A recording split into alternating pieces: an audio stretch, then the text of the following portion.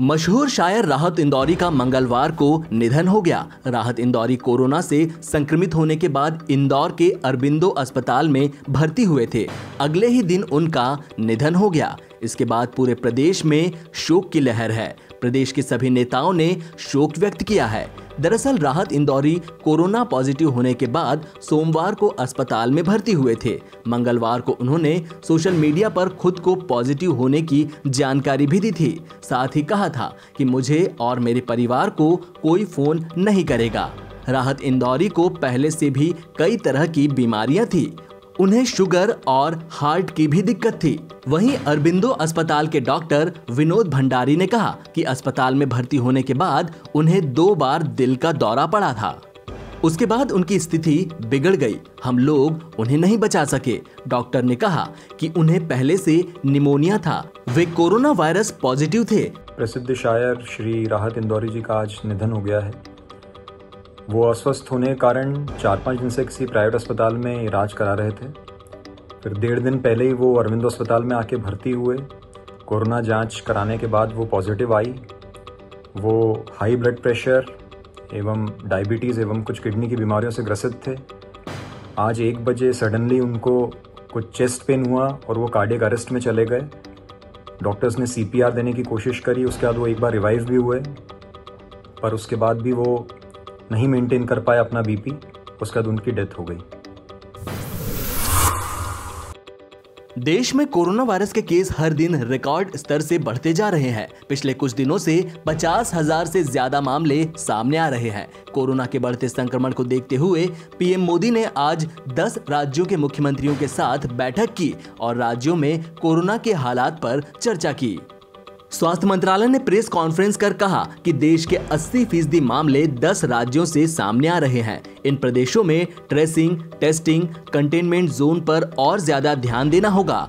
इसके साथ ही वैक्सीन से संबंधित एक सवाल पर मंत्रालय ने कहा कि भारत में 3 प्रकार की वैक्सीन पर काम चल रहा है। तीनों वैक्सीन ट्रायल के फेज में है। अगर सब कुछ ठीक रहा तो जल्द ही वैक्सीन उपलब्ध हो जाएगी। वहीं देश में कोविड-19 रोगियों के स्वस्थ होने की दर बढ़कर मंगलवार को लगभग 70% आंकी गई। वहीं संक्रमितों की मृत्यु दर 2% से नीचे चली गई है।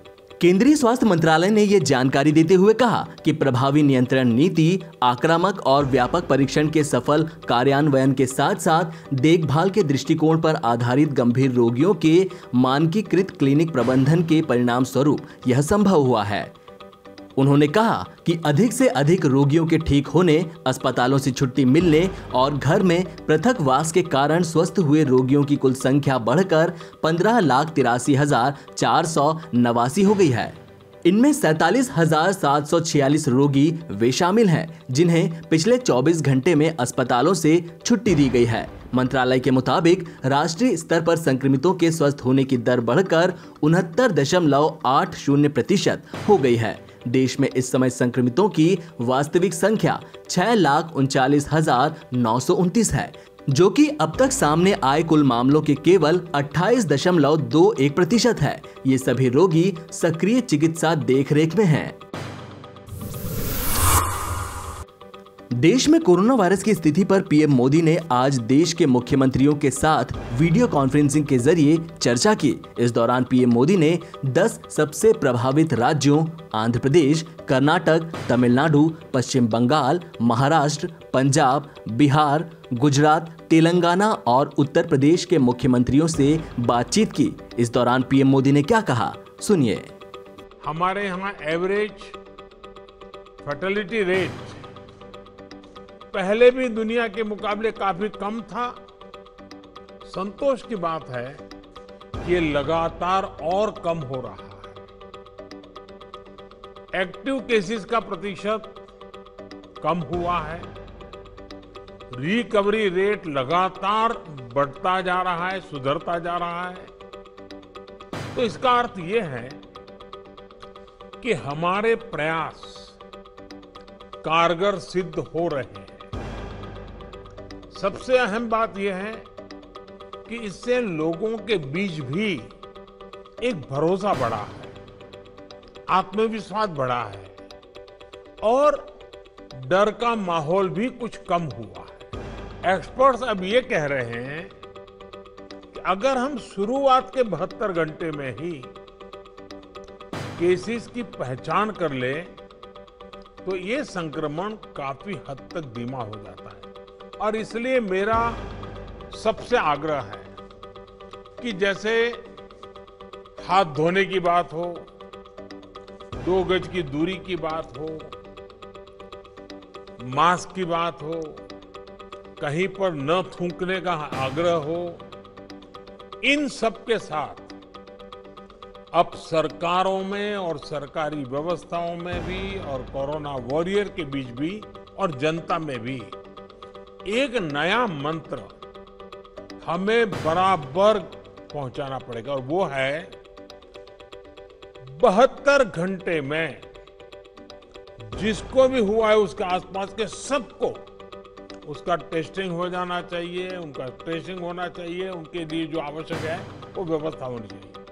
अगर ये 72 घंटे वाली फॉर्मूला पर हम बल देते हैं तो आप मानिए कि बाकी जो जो चीजें हैं उसके साथ अब इसको जोड़ देना है कि 72 घंटे के भीतर भीतर इन सारे कामों को कर लेना है।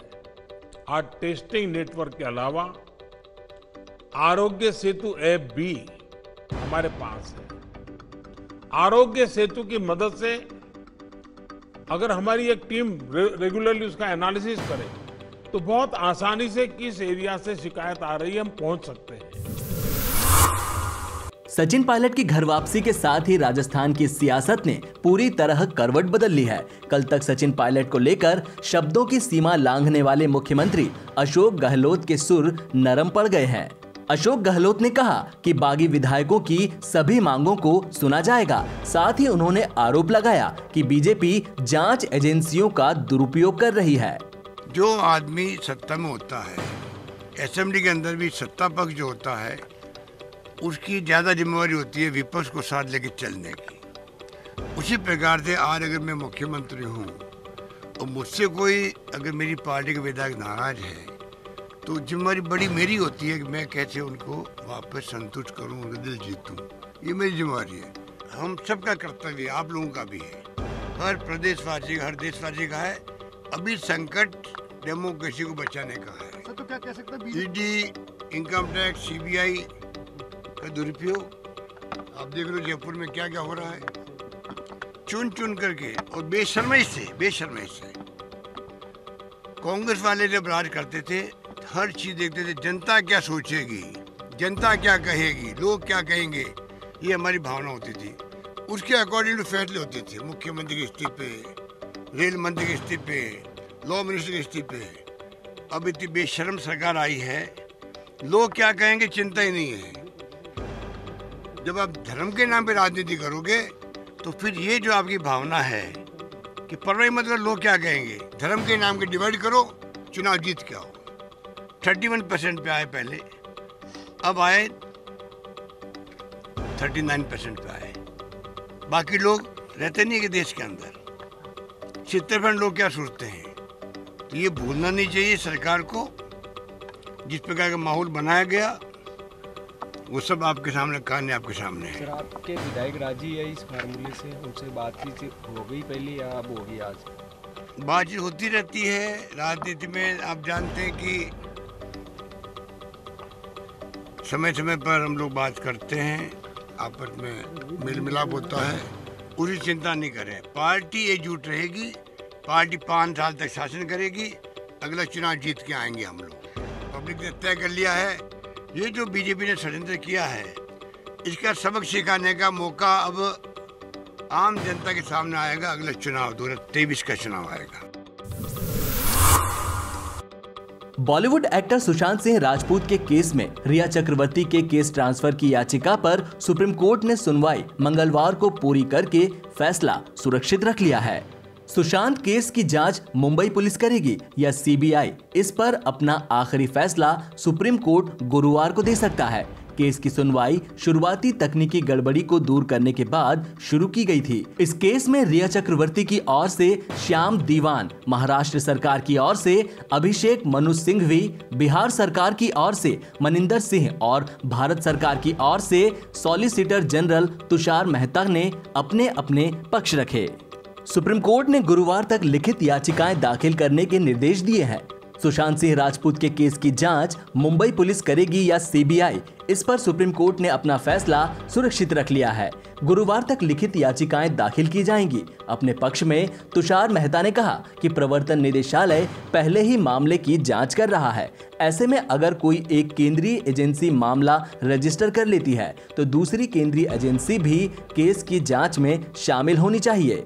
सुप्रीम कोर्ट में तुषार मेहता ने कहा कि इस मामले में केवल बिहार में जांच लंबित है, जिसके ट्रांसफर के लिए याचिका वैध नहीं है।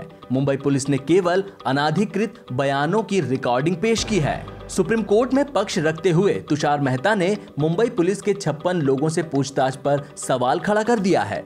उन्होंने कहा कि जब पुलिस ने जांच के लिए कोई एफआईआर ही दर्ज नहीं की तो वह इस तरह समन देकर 56 लोगों से पूछताछ नहीं कर सकते।